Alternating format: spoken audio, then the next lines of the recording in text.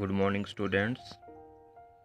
आज हम इस वीडियो में डिस्कस करेंगे क्लास 10th की केमिस्ट्री का जो चैप्टर हमने शुरू किया था, केमिकल इक्वेशंस एंड रिएक्शंस। उसका टॉपिक है कि केमिकल इक्वेशंस क्या होती हैं, केमिकल इक्वेशंस बनाई कैसे जाती हैं और उनको बैलेंस्ड कौन सी होती हैं और अनबैलेंस्ड केमिकल इक्वेशंस कौन सी होती हैं। तो स्टूडेंट्स, सबसे पहले बात करेंगे कि केमिकल इक्वेशंस क्या होती हैं।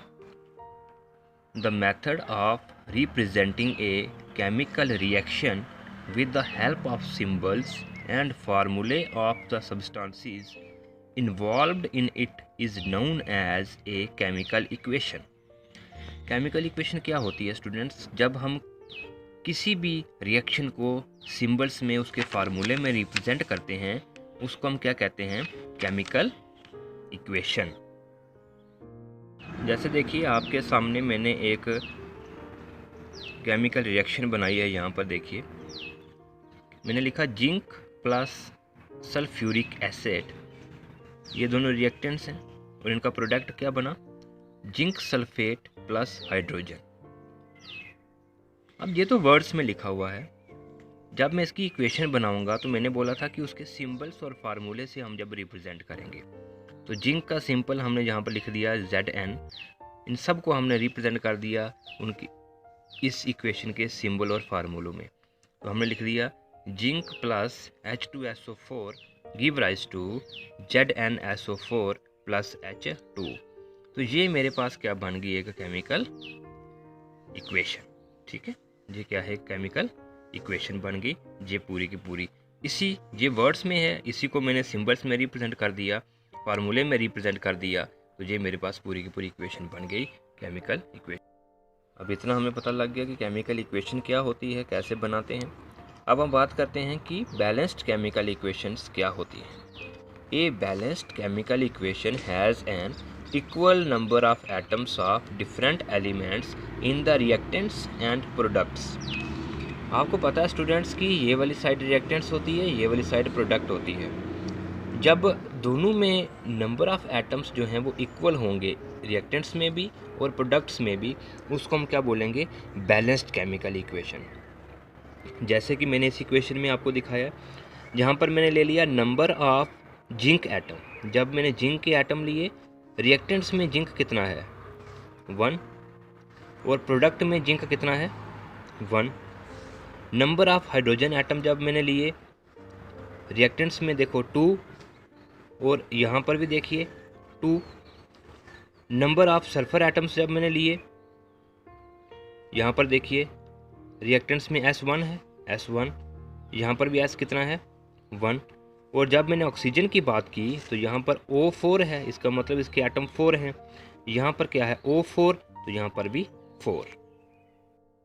अब स्टूडेंट, इसमें देखो जितने नंबर ऑफ एटम रिएक्टेंट्स में हैं, उतने नंबर ऑफ एटम प्रोडक्ट्स में भी हैं।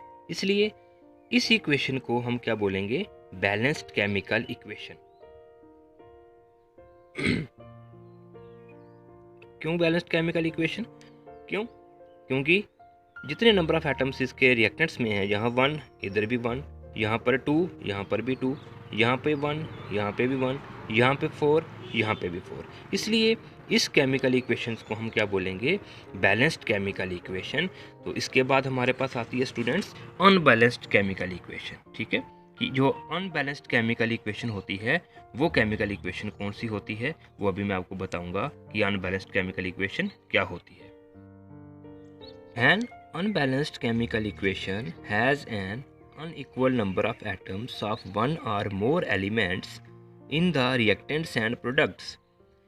जब रिएक्टेंट्स और प्रोडक्ट्स के जो एटम्स हैं, किसी भी एलिमेंट के जो एटम्स हैं, अगर वो सेम नहीं हैं, तो उसको हम क्या कहते हैं? Unbalanced chemical equation.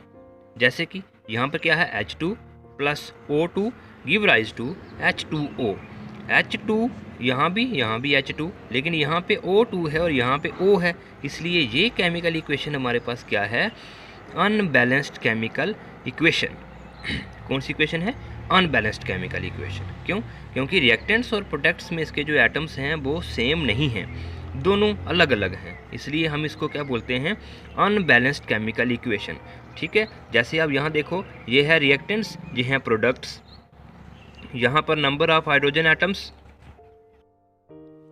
2 है और प्रोडक्ट में नंबर ऑफ हाइड्रोजन एटम 2, लेकिन यहाँ पर number of oxygen atom reactants में 2 हैं और प्रोडक्ट में 1 है, इसलिए इसको हमने क्या कह दिया, अनबैलेंस्ड केमिकल इक्वेशन।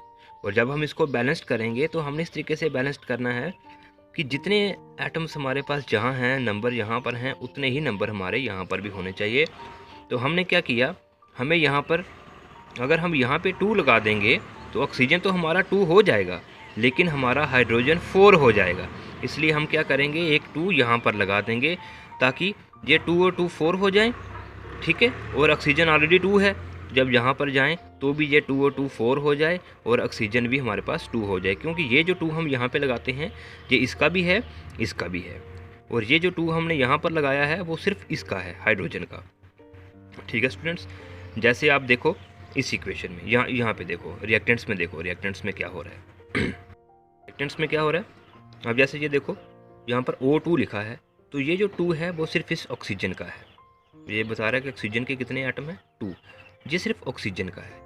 जब हम यहाँ पर भी ये H2 लिखा है, तो ये 2 जो है ये इस H का है। जब हमने ये 2 लगा दिया तो इसका मतलब ये दोनों आपस में मल्टीप्लाई करेंगे, और अगर इसके साथ कोई और एलिमेंट है तो ये 2 उसके लिए भी है। जैसे यहाँ पर लिखा हमने ये H2O और यहाँ 2 लगा दिया, अब ये 2 इसका भी है, यानी कि 2 और 2 4 हो जाएगा, 2 × 2 2 2 = 4, और ये 2 इसका भी है। ठीक है, इसलिए हमने यहाँ पर क्या लिखा कि रिएक्टेंट्स में हाइड्रोजन एटम्स 4, प्रोडक्ट्स में भी हाइड्रोजन एटम 4, वो इनको 2 2 = 4 करके बना। Number of oxygen atoms reactants में कितने हैं, 2। ठीक है, ये वाला, और प्रोडक्ट में ये 2 जब इसको मल्टीप्लाई कर देगा तो ये बन जाएंगे 2। तो ये हमारे पास क्या बनी स्टूडेंट्स, ये जो अनबैलेंस्ड केमिकल इक्वेशन थी उसको हमने बैलेंस्ड किया। इस इक्वेशन में मैंने आपको बताया कि किसी भी केमिकल इक्वेशन को जो हमारे पास अनबैलेंस्ड होती है उसको हम कैसे बैलेंस्ड करते हैं। यहाँ पर मैंने आपको बैलेंस्ड करने का तरीका बताया कि केमिकल इक्वेशन को बैलेंस्ड कैसे करना है। आपने ये चीज़ देखनी है कि यहाँ पर जो एटम हैं वो इसके इक्वल हैं कि नहीं है। अगर नहीं है तो आप कैसे इक्वल कर सकते हो, चाहे इधर मल्टीप्लाई करो, चाहे इधर मल्टीप्लाई करो, चाहे इधर कुछ ऐड करो, चाहे इधर कुछ ऐड करो, आपने दोनों को बैलेंस्ड करना है इसी तरह से टेबल बना के। तो ये था हमारा केमिकल इक्वेशंस क्या होती हैं, उनको बैलेंस्ड और अनबैलेंस्ड केमिकल इक्वेशन क्या होती हैं, अनबैलेंस्ड इक्वेशन को हम बैलेंस्ड कैसे करते हैं, ये मैंने स्टूडेंट्स आपको इस वीडियो में बताया। तो नेक्स्ट वीडियो में हम कोई नया टॉपिक लेकर आएंगे, तब तक के लिए थैंक यू।